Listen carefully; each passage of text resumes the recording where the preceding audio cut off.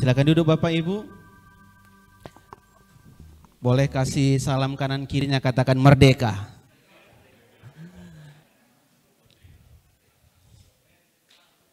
Semuanya sudah merdeka hari ini? Karena kita tahu kalau Indonesia memang sudah lama merdeka.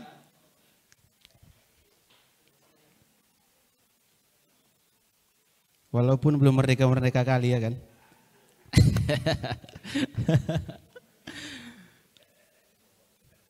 Ya,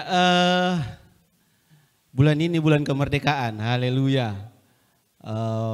Pak Sitanggang pas memang merdeka betul ya Pak, tanggal 17. Ya, saya yakin kita semuanya sudah merdeka. Merdeka dari sakit penyakit, merdeka dari banyak hal, amin. Tapi tahukah kita, kata kemerdekaan itu sangat dekat sekali dengan orang Kristen, betul enggak? Ya kan? Kalau kita lihat di cerita Alkitab, kata-kata merdeka itu dekat sekali. Makanya kayak kita orang Kristen dengan kata kemerdekaan itu kayak kembar gitu. Kayak abang adik. Iya kan? Nah jadi kalau kita enggak merdeka secara dijajah orang, kita itu enggak merdeka dari mana?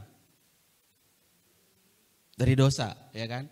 Kita merdeka dari dosa, kita enggak merdeka dari apa? Penghakiman diri sendiri, ya kan?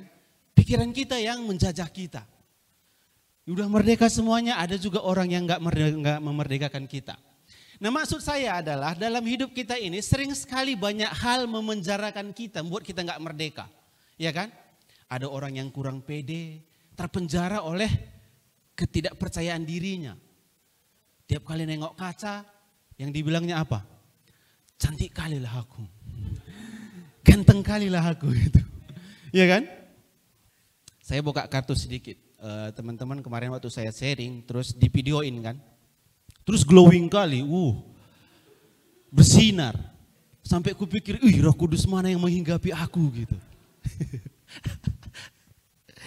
Ini true story kan, aku punya mama angkat di Brastagi, jadi setiap kali muka aku bersinar gitu dibilangkan itu kemuliaan Tuhan. Dibilangnya betulan sama orang, jadi dia nggak bilang sendiri, betul-betul dia bilang sama orang. Jadi aku agak-agak rada malu gitu. Jadi waktu kami lihat video itu tahu nggak, orang yang paling dekatku itu yang dia ceritakan bukan apa isi yang ku bilang. Tengoklah mukamu itu kan, makanya ini udah dikasih ini nggak kau pakai. Jadi aku pikir, perlu juga ya secara penampilan gitu. Tapi puji Tuhan aku gak terpenjara oleh karena itu. Aku santai aja. Karena aku orangnya memang dari dulu gitu kan. Ya sukanya lah situ. Ya karena aku memang kerja di bawah matahari. Biasalah orang yang kerja di bawah matahari ya kan. Di sini ada yang kerja di atas matahari? Semuanya di bawah matahari. Nah tapi maksudnya gini kan, sering kita terpenjara oleh karena kita yang buat gitu. Nah kalau kita lihat di cerita Alkitab, terpenjara karena apa? Belenggu dosa, ada negara yang menindas ini, A, B, C, dan Z. Tapi kehidupan kita sekarang, kita sering terpenjaranya karena apa? Kita sendiri. Betul kan? Misalnya, ada seorang gadis yang gak setinggi Kelly jalan sama. Pasti jalannya dia akan berjauh-jauhan. Padahal mereka berdua kan. Pasti Kelly di sini dia di sana gitu. Biar agak gimana gitu. Maksudnya kalau nikmati aja kenapa rupanya? Ya udah bilang sama dirinya kan, diriku memang kamu tingginya 150 gitu. Karena itu kenyataan, itu fakta yang mau nggak mau kita harus terima. Betul nggak? Karena kalau semua orang dibuat tinggi-tinggi, habis stok tiang listrik.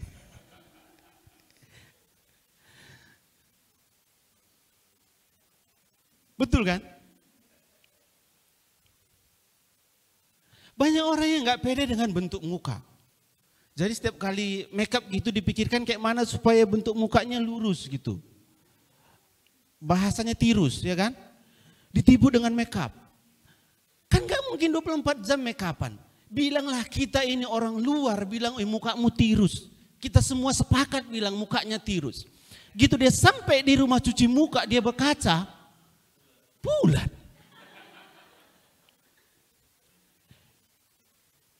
Makanya kan lebih baik kita merdeka gitu. Nah dulu saya ini kan saya kurus sekarang kan. Dulu saya lebih kurus dari ini. Kalau bahasa saya bilang terbenang, tahu terbenang?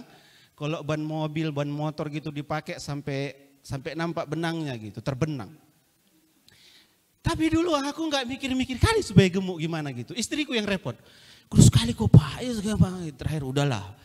Makan ini, ku makan ini, ku makan gitulah.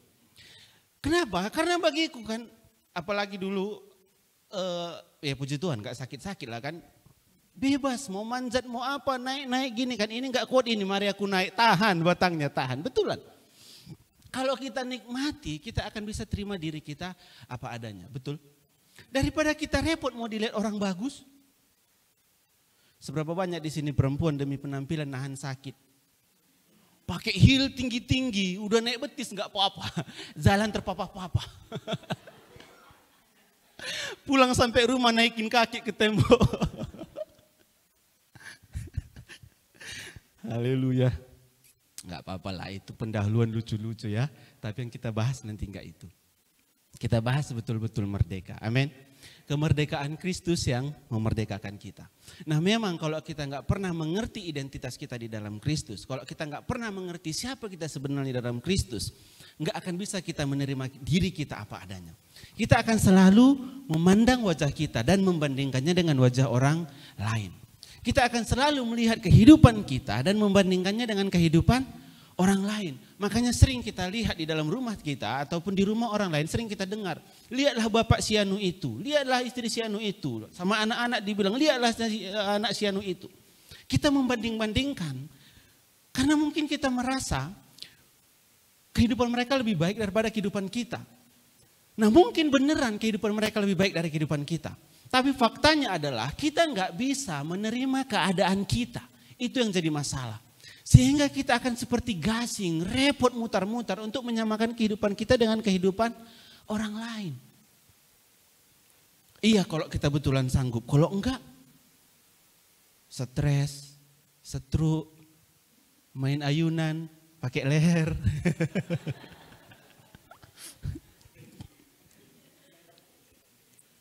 Jadi kalau hari ini kita mau urutkan apa-apa saja yang memenjarakan kita, yang membuat kita enggak merdeka, banyak. Kurasa dalam 1 menit satu orang bisa bilang 1000. Kurang ini, kurang itu, kurang ini, kurang itu. Atau misalnya kita ini baru kenal. Saya orang baru datang, saya berdiri di sini. Terus diminta kita yang duduk tuliskan 5 hal yang janggal dari orang yang berdiri ini. 10 ditulis masing-masing satu orang. Tai lalatnya banyak kali di muka. Bisa ku tebak lebih dari 60. Salah, berapa Mak Geo? Tapi waktu kita bisa terima diri kita apa adanya, kita akan menikmati perjalanan hidup kita. Dan pasti orang yang di samping kita pun, orang yang ada di dekat kita diberkati dengan sikap hati dan hidup kita. Karena apa? Karena kita orang yang merdeka. Betul? Banyak orang yang sering membuat guyonan kan. Satu orang gitu diobjekin. Bukan bully ya, bukan dibully. Tapi kayak seru aja. Misalnya di tongkrongan anak muda kita, di youth kita itu Prismo sering kena. Yang enggak rambutnya lah, yang enggak gayanya diri lah. Tapi dia asik aja, maksudnya kita bukan bully dia, kita seru-seruan. Iya kan? Tapi maksud saya gini kan, waktu ada orang seperti itu, dia enggak bisa terima dirinya, itu akan kemakan sama dia. Jadi kita enggak bisa guyonan sama dia, karena dia orangnya kita bilang baperan. Sedikit kita omongin, oh gitu rupanya orang ini ya, besok-besok enggak ada lagi. Dia nggak mau datang ke situ lagi. Kenapa? Dia rasa dia nggak bisa diterima di tempat itu. Sebenarnya kalau orang yang asik gitu kan, orang-orang yang enak, harusnya dia bisa terima dirinya dulu. Kalau dia sendiri pun nggak bisa menerima dirinya, nggak mungkin orang lain bisa terima. Betul nggak? Orang lain nggak bicarakan hanya karena sungkan. Udahlah diamin, nanti sakit hati dia gitu, ya kan? Kalau dia sendiri, nah jadi kalau Herman sendiri nggak bisa nerima Herman, siapa yang bisa terima? Kalau saya sendiri nggak bisa terima fakta-fakta kehidupan saya, siapa lagi yang bisa terima? Orang lain hanya bisa memakluminya. Itu orangnya emosian aja. Iya, dia memang gitu. Udahlah, diamkan aja. Ngalah yang waras. Iya kan? Betul nggak? Nah jadi Kalau kita mulai lepaskan satu persatu hal-hal yang memenjarakan diri kita, artinya kita mulai keluar satu sel penjara, besok keluar satu lagi, besok akhirnya kita akan keluar menjadi apa? Pemenang di dalam hidup kita. Memang saya enggak bilang seperti aku bilang tadi, aku bisa terima diriku terus aku enggak sakit hati lagi, enggak mungkin juga lah. Masih ada juga emosi kita kan, masih ada juga namanya harga diri, apalagi orang Batak, jangan kau coba. Maksud saya gini, tapi kita menang di area itu. Masalah kita masih pernah sakit hati, iya semua orang masih pernah. Tapi kita gampang untuk menanganinya. Kita enggak simpan-simpan sakit hatinya. Kita langsung buang aja. Dulu saya punya istilah kan, kalau orang yang seperti itu, sikit jolok sakit gigi. Pernah alami? Orang yang sakit gigi, enggak dijolok pun udah sakit giginya, apalagi dijolok. Sakit lah. Ngomel dia. Ayat 22 kita sama-sama ya. 1, 2, 3 ya. Ketika orang muda itu mendengar perkataan itu, pergilah ia dengan sedih. Sebab apa? Wah, di depan tadi anak muda ini udah hebat kan. Lakukan hukum Taurat. Dia bilang, gampang, udah siap, udah aku kerjakan semua gitu. Ya kan? Padahal yang Tuhan suruh apa? Jangan membunuh, jangan berzina, kasihlah sama manusia, hormati ayah ibumu. Dia bilang itu gampang Tuhan, udah kulakukan semua. Kita yang di sini udah lakukan itu? Sudah? Sudah bilang. Sudah Bapak Ibu? Sudah mengasihi kan? Apalagi Yesus udah kerjakan, berarti kita udah kerjakan, amin. Terus bagian yang selanjutnya waktu dia bilang sama Yesus itu udah aku kerjakan semua. Yesus bilang apa yang terakhir?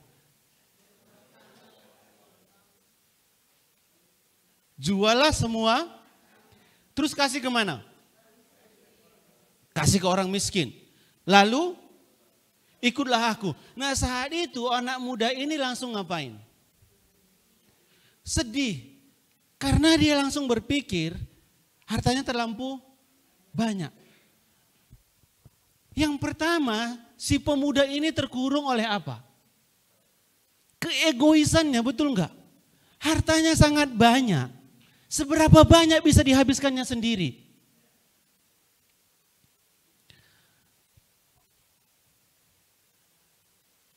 Saya belum punya mobil kan, tapi saya yakin sekaya-kayanya orang nggak bisa bawa mobil sekali dua. Betul nggak? Pastor ini pernah bawa mobil satu sini. Semahal-mahalnya mobil dia bisa beli. Enggak mungkin bisa dia bawa mobil sekali dua. Kalau kita sederhanakan yang Yesus bilang, jual mobilmu satu kasih sama orang miskin gitu kan. Dan Yesus pun enggak akan berniat buat orang muda kaya ini menjadi melarat. Karena Tuhan tahu dia kerja keras juga, dia kerja sekeras-keras mungkin. Mungkin dia punya usaha, punya apa, dia usaha bisnis semuanya untuk dapat semua harta itu kan. Dan Yesus enggak akan pernah punya niat buat dia menjadi melarat. Tapi waktu Yesus bilang, pergi jual hartamu bagikan sama orang miskin, dia langsung sedih.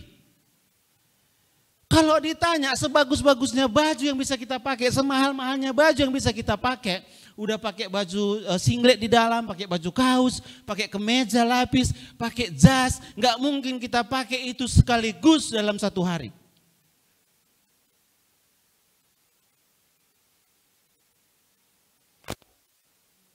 Oh ini bajunya setelannya kan harga 15 miliar semua gitu. Enggak mungkin dia pakai 24 jam.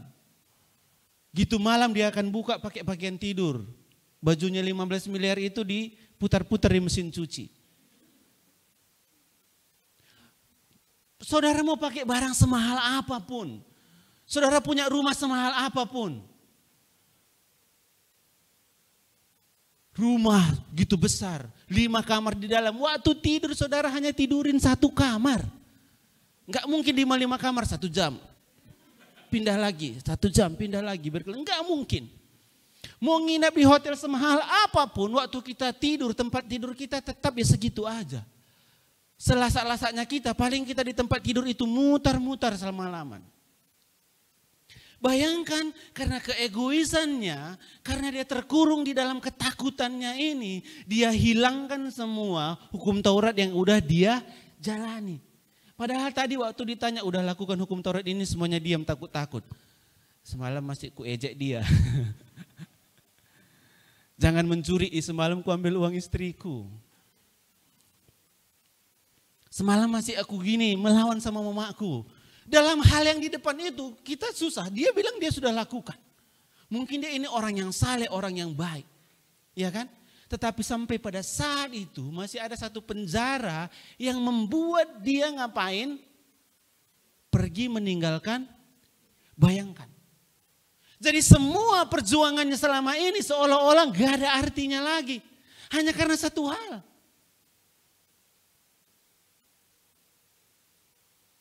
Saya nggak tahu apa yang sedang mengurung kita saat ini.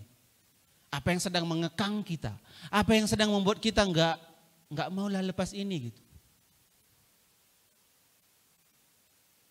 Tapi kan ingat bahwasanya waktu Tuhan suruh itu, juallah hartamu, bagikan sama orang miskin. Gak ada motif Tuhan untuk membuat kita melarat. Waktu Tuhan panggil kita, ayo masuk dalam panggilanmu, ayo melayani, ayo beritakan firman Tuhan, ayo bla bla bla bla. Gak ada maksud Tuhan untuk membuat kita makan jadi 1 kali sehari. Gak ada pernah maksud Tuhan untuk membuat kita gak terkenal. Gak ada pernah maksud Tuhan untuk kita gak menikmati hidup kita lagi. Bahkan waktu kita hidup berjalan bersama dengan Tuhan, semakin kita berjalan bersama dengan Tuhan, katanya kan berkat-berkat itu mengikuti, ya kan? Saudara pernah diikutin berkat? Saya belum.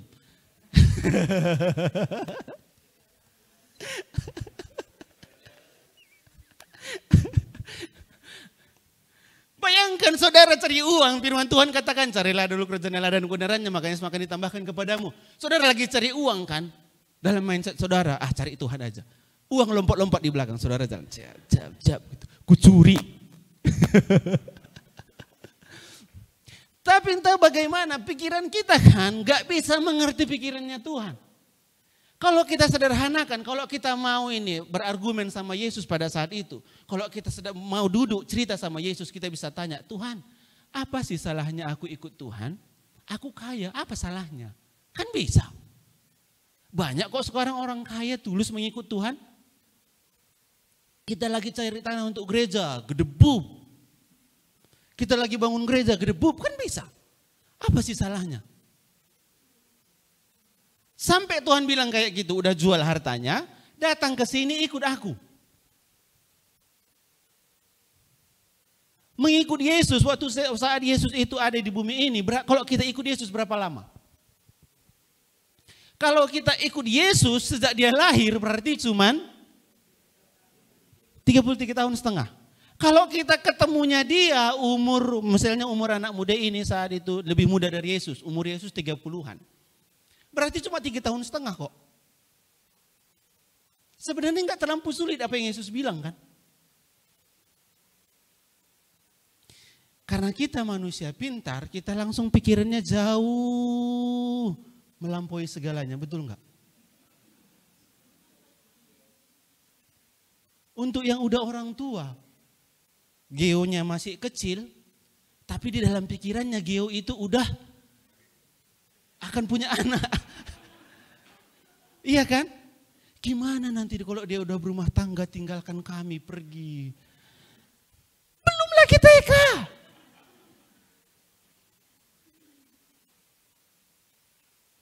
Saya pernah duduk makan dengan seorang yang luar biasa. Kami lagi makan, terus tiba-tiba keluar obrolan. Nanti kita makan apa ya?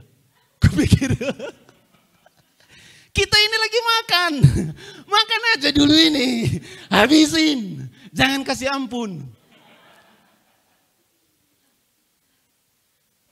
Sama waktu pemuda yang kaya ini, kalau kita sederhanakan dengan pertanyaan tadi. Apa salahnya kaya, punya banyak harta, bergelimangan harta kan?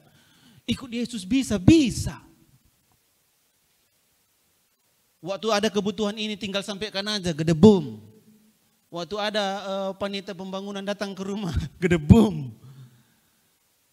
Jadi panitia pembangunannya nggak lagi ngerapnya ke atas. Ngerapnya kemana? Gedebum. Sama sebab firman Tuhan katakan kan, di mana hartamu berada, disitulah hatimu.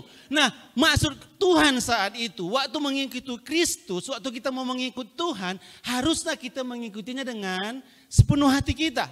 Betul?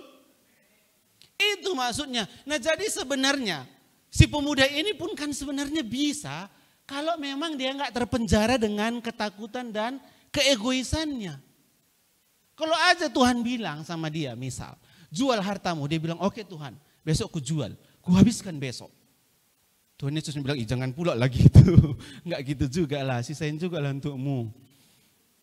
Tapi maksudnya waktu dia enggak terpenjara dengan hal-hal ini, dia akan lebih merdeka. Dia enggak perlu sedih. Dan perjuangannya selama ini enggak sia-sia.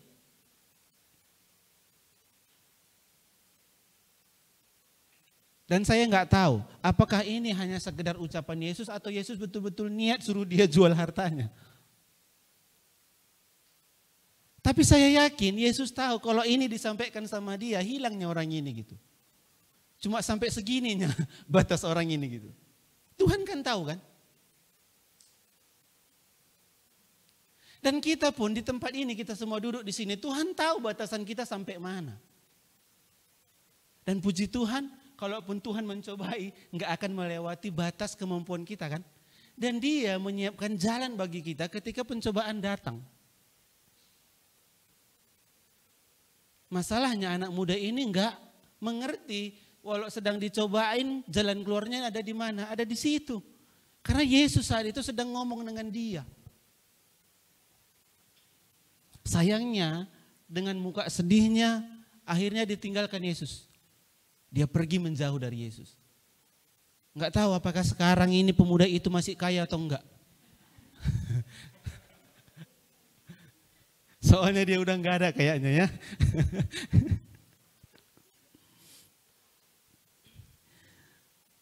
Dan karena kita tahu bahwasanya Kristus itu tujuannya datang ke dunia ini untuk memerdekakan. Bukan untuk memenjarakan. Betul? Kita lihat di dalam Yohanes 8.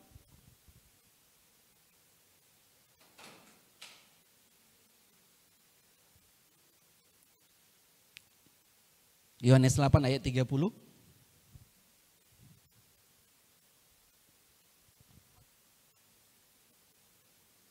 Ya. Firman Tuhan katakan, setelah Yesus mengatakan semuanya itu, banyak orang percaya kepadanya. Maka katanya kepada orang-orang Yahudi yang percaya kepadanya, jikalau kamu tetap di dalam firman-Ku, kamu benar-benar adalah murid-Ku. Dan kamu akan mengetahui kebenaran dan kebenaran itu akan memerdekakan kamu. Jawab mereka, kami adalah keturunan Abraham dan tidak pernah menjadi hamba siapapun. Bagaimana engkau dapat berkata kamu akan merdeka? Wow, kami nggak pernah jadi hamba gitu. Kami merdeka dari mana? Selanjutnya kita baca, kata Yesus kepada mereka, aku berkata kepadamu, sesungguhnya setiap orang yang berbuat dosa adalah hamba dosa. Ayat 35, dan hamba tidak tetap tinggal di dalam rumah, tetapi anak tetap tinggal di dalam rumah. Jadi apabila anak itu memerdekakan kamu, kamu benar-benar merdeka. Nah ini saya bilang, yang salah satu contoh yang saya bilang tadi Bapak Ibu. Kita orang Kristen melekat sekali dengan kata-kata kemerdekaan dan hamba. Kalau kita enggak merdeka berarti kita sedang hamba. Nah jadi orang Yahudi saat itu waktu dibilang Yesus kamu harus dimerdekakan, mereka pikir kami enggak pernah menjadi hamba. Kami nggak pernah menjadi pembantu orang gitu. Kami nggak pernah terikat kontrak apapun sama orang lain. Nah, tetapi yang dimaksud Yesus di sini adalah mereka menjadi hamba dosa. Makanya kita orang Kristen itu ada dua. Kalau nggak hamba ya anak, ya kan? So dibilang tadi di sana hamba nggak pernah benar-benar tinggal di rumah, nggak selamanya tinggal. Mereka ada waktunya mereka akan keluar rumah itu, tinggalkan rumah itu. Tetapi anak akan tetap tinggal di rumah. Nah jadi kita ini kalau kita nggak merdeka ya hamba, nggak ada pilihan. Aku nggak diperhamba oleh siapapun. Berarti kamu sudah dimerdekakan. Aku nggak mau kenal Yesus, nggak bisa. Jadi kita harus pilih kita menjadi hamba dosa atau kita menjadi orang yang dimerdekakan oleh kebenaran Kristus. Jadi kalau kita masih hidup di luar Kristus, bilalah kita orang Kristen, kita masih mau melakukan semua apa yang dikatakan kitab Taurat. Kita masih lakukan semua hukum Taurat. Berarti kita masih seorang hamba. Kita lakukan ini supaya Bapak senang. Kita lakukan ini supaya Bapak kita terhibur gitu. Mau minta sesuatu sama orang tuanya, lakukan A, B, C, dan Z dulu. Nah, orang tuanya kalau mau kasih hadiah sama anaknya harus tunggu rapot dulu. Dapat prestasi. Per 6 bulan kan? Berarti enak orang tuanya setahun cuma ngasih hadiah 2 kali. Itu pun kalau anak dapat juara. Tapi waktu Yesus katakan di sini, waktu kita mengerti kebenaran. Kebenarannya apa? Kristus sudah mati menebus setiap kita. Dan waktu kita percaya kepada Kristus, kita ini menjadi orang yang merdeka. Kita menjadi orang benar. Dan saat kita percaya kepada Kristus, itulah kita benar-benar dimerdekakan. Bangsa kita Indonesia merdeka saat dideklarasikan kan oleh Bung Karno dan Bung Hatta. Proklamasi bla bla bla bla segala macam. Merdeka. Saat dibacakan dekret itu, kita betul-betul merdeka. Sekalipun masih ada keributan di beberapa daerah untuk merebut kemerdekaan. Sama halnya dengan kehidupan kita. Waktu kita deklarasikan, kita menjadi pengikut Kristus, kita menerima baptisan, mati bersama dengan Kristus dan bangkit kembali. Kita menjadi orang yang percaya dan kita menjadi orang yang merdeka di dalam Kristus. Oleh sebab itu ketika Kristus telah memerdekakan kita, betapa sangat sayangnya kalau kita masih suka dipenjara oleh pikiran kita. Kristus sudah mati bagi kita, Kristus sudah disalibkan bagi kita dan bangkit naik ke sorga menjadi jaminan bahwasanya kita akan masuk sorga. Tapi kita terperangkap dengan apa? Pikiran kita. Sering kita dikalahkan oleh kepintaran kita, betul enggak? Seperti yang saya bilang waktu saya khotbah terakhir kan, sering sekali muncul evaluasi diri sendiri. Udah sekian tahun aku melayani Tuhan, apapun enggak ada. Padahal kan kalau kita deal-dealan di pertama, di awalnya kita masuk ke dalam pelayanan itu, kan gak ada ngomongan setahun kamu pelayanan dapat ini, kan gak ada. Gak ada kan. Kenapa kamu melayani Tuhan? Karena aku mengasihimu Tuhan. Betul kan? Dan gak ada yang pernah paksa kita, ada yang mendorong, ada yang memotivasi, iya. Tapi apakah Tuhan tarik-tarik kerah baju kita? Enggak. Enggak pernah. Dan Tuhan enggak akan lakukan itu. Nah kenapa? Karena kita hamba yang merdeka. Tuhan pun memberikan pilihan kepada kita. Tapi Tuhan tetap taruh rohnya di dalam hati kita. Menemani hidup kita. Untuk selalu menginsapkan kebenaran itu kepada kita. Supaya waktu kita melangkahnya hati-hati kan. Artinya sekarang kita sudah menjadi hamba yang merdeka. Untuk mengisi kemerdekaan itu Tuhan kasih Roh Kudus bagi kita. Untuk menemani langkah-langkah hidup kita. Dan Roh Kudus itu pun gak akan pernah paksa kita.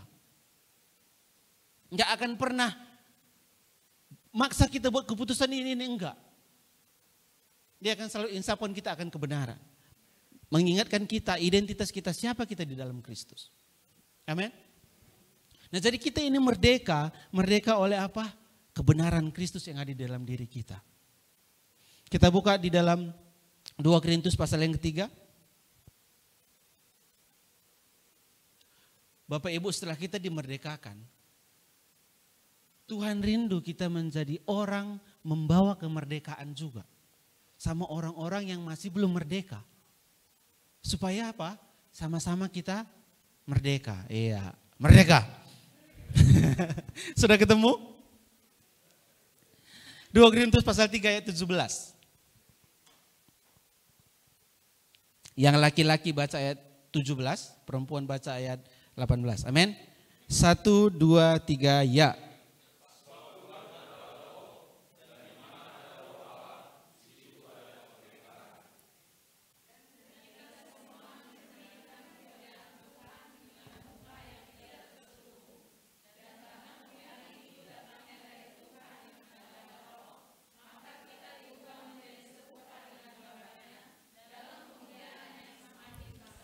Nah jadi kita lihat, kita ini dimenangkan, kita ini diberikan kemerdekaan untuk membawa kemerdekaan itu kepada orang lain. Kita mencerminkan kemuliaan Allah yang semakin besar. Nah jadi waktu kita menerima Kristus dalam hidup kita, waktu saya terima Yesus dan Tuhan akan pulihkan hidup saya akan pelan-pelan naik. Itu mencerminkan kemuliaan Tuhan.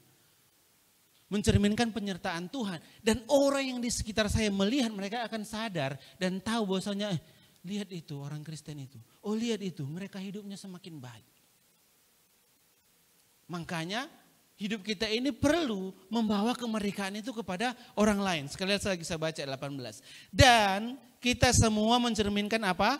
Kemuliaan Tuhan dengan muka yang tidak berselubung. Dan karena kemuliaan itu datangnya dari Tuhan yang adalah Roh, maka kita diubah menjadi serupa dengan gambarnya di dalam kemuliaan yang semakin besar. Mau nggak mau, kemuliaan Tuhan ada di dalam kita. Dan sekarang bagian kita, apakah kita mau memantulkan ataupun mencerminkan kemuliaan Tuhan itu, atau kita simpan untuk kita saja. Udahlah, nggak ada gunanya. Sampaikan pun sama dia, enggaknya dia percaya. Biarkan aja lah dia gitu. Iya kan? Ayo kunjungi dia ini segala macam. Udahlah biarlah, nanti aja lah. Lagi nggak enak, nggak pas waktunya. Padahal kemuliaan Tuhan itu akan semakin besar di dalam hidup kita. Semakin kita cerminkan, dia akan semakin bersinar. Itu kata firman Tuhan. Dan yang terakhir, 1 Korintus 12 ayat 13.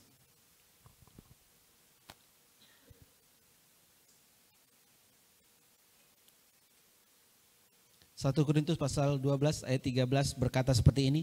Sebab di dalam satu roh kita semua, baik orang Yahudi maupun orang Yunani, baik budak maupun orang merdeka, telah dibaptis menjadi satu tubuh.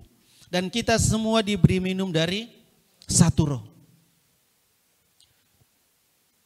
Jadi dimanapun kita berada, kapanpun kita terima Tuhan Yesus, yang memberi minum kita itu sama rohnya.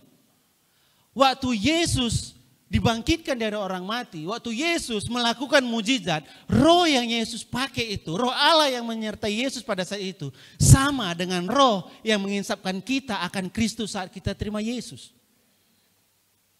Kuasanya sama. Ketika roh itu membangkitkan Yesus dari antara orang mati, luar biasa enggak? Udah disiksa hancur seperti itu, Yesus masih bisa bangkit dan hidup.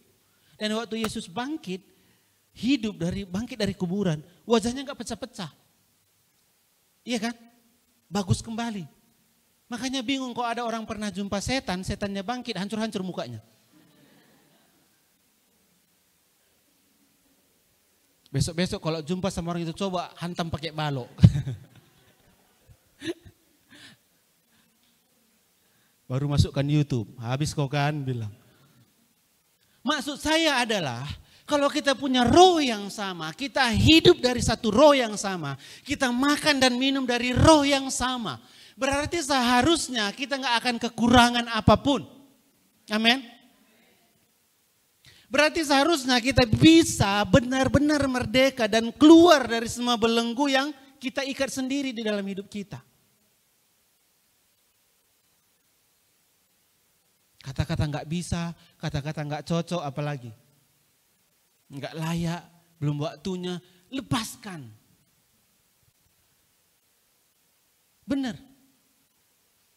Coba aja, salah, ulang lagi. Bukan ulangi kesalahannya ya. Bangkit lagi, lakukan lagi gitu. Khususnya buat teman-teman yang masih muda. Lihat kan yang di depan-depan ini banyak yang nggak muda tadi kan. Lihat yang nyanyi tiap minggu itu aja, ayo. Nggak bisa aku bang, bisa coba dulu. Nanti kalau udah dicoba nyanyi 6-4 kali nggak bisa, betul, berarti nggak bisa lah. Tapi maksudku kan sering kita bilang gitu diajak, janganlah aku lo nggak bisa lah, nantilah gitu. Bisa. Hanya waktu kita sadar kita ini orang yang merdeka dan kita mau, pasti bisa. Nggak ada yang nggak bisa. Betul. Buktinya, selama di sini, sintua kita yang kita utus ke Palembang, Yoel kan, nggak pernah mau nyanyi. Di Wibi suruh singer pun nggak ada, yang lain selain siswa nggak pernah. Sampai dia di sana minggu kedua ya. Jadi WL, gue pikir ditipu kawan ini kami selama ini gitu. Dia tepuk tangan pun di sini fales.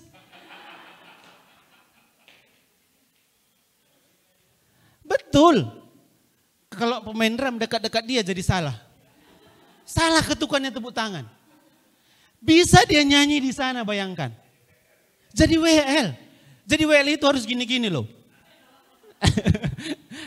Kalau di ini kan ada ini apanya kan? Dirjennya. Jadi WL kan harus gitu juga, mimpin orang, apa segala macam. Bisa, baru 2 minggu dia ke sana bisa. Hal yang pertama adalah waktu kita betul-betul mau keluar dari belenggu kita, kita pasti bisa.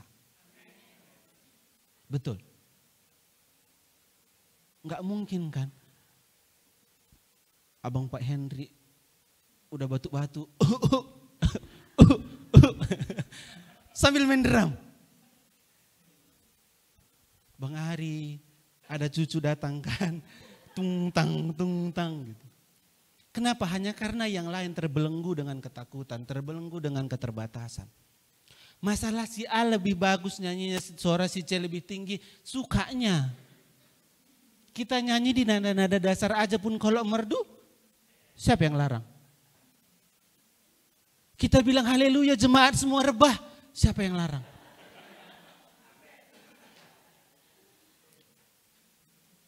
Amin. Tapi yang paling penting adalah di momen kemerdekaan ini, mari kita benar-benar memerdekakan setiap kita dari semua belenggu. Saya nggak tahu apa yang membelenggu saudara. Kalau saya ceritakan apa yang membelenggu saya saat ini banyak, capek kalian dengarnya. Dan jalan keluarnya kan Tuhan. Maksud saya kalau kita ceritakan pun masalah-masalah masing-masing kita, masing-masing manusia akan merasa masalahnya paling besar ketimbang masalah orang lain. Betul enggak? Misalnya aku cerita gini, kau baru gitu. Aku gini. Satu hari dalam waktu yang dekat ini ada satu siswa cerita. Cerita dengan masalah keluarga. Akhirnya saya bilang sama Bang Jack di sini, bersyukurlah juga lah aku ya. Kenapa? Mama bapakku nggak ada sejak kecil, hal-hal seperti ini aku nggak perlu tahu. Yang aku tahu, aku anak yatim piatu, harus dipelihara negara. Undang-undang mengatakan kan. Maksudku gini, kalau aku memang ya udah nggak punya mama bapak, yang perlu kusadari adalah ada Tuhan yang akan kirim orang-orang yang mengasihi aku. Ya kan? Makanya waktu aku pulang ke Brastagi kan, aku bisa pulang ke banyak rumah. Ada mama angkat gitulah, walaupun sekarang mereka udah rada-rada lupa, udah jarang pulang, gak apa-apa gitu. Tapi maksudku Tuhan kirim mereka untuk tolong betulan. Sampai hal-hal pribadi pun mereka bisa tolong. Itu kan karena Tuhan kan. Tapi dalam situasi seperti yang dia ceritakan itu, ada orang tua tapi kayak ngerasa gak ada, itu kan lebih sakit gitu. Jadi kalau maksudku, walau ceritakan masalahku seperti ini, bagi dia masalahnya lebih besar. Ya kan? Masing-masing kita nanti kalau kita ceritakan masalah si A, masalah si B, kita akan pribadi, kita akan ngerasa masalahku ini seolah-olah udah paling besar. Masalah ini udah mentok, gak ada lagi yang bisa tolong. Waktu kita lihat orang lain ceritakan masalahnya, dia pun pikirkan hal yang sama. Mau gak kita balik? Yang mentok itu apa? Tuhan kita yang sang penolong. Waktu kita mulai cerita sama orang, kita ceritakan kayak mana cara Tuhan menolong kita. Kita mulai saksikan cara Tuhan bekerja di dalam keluarga kita. Si B pun gitu, ceritakan cara Tuhan bekerja dalam kehidupan kita. Orang yang mendengar, imannya pun akan terbangun. Amin. Amin Bapak Ibu. Bilang sama sebelahnya, kamu harus merdeka hari ini.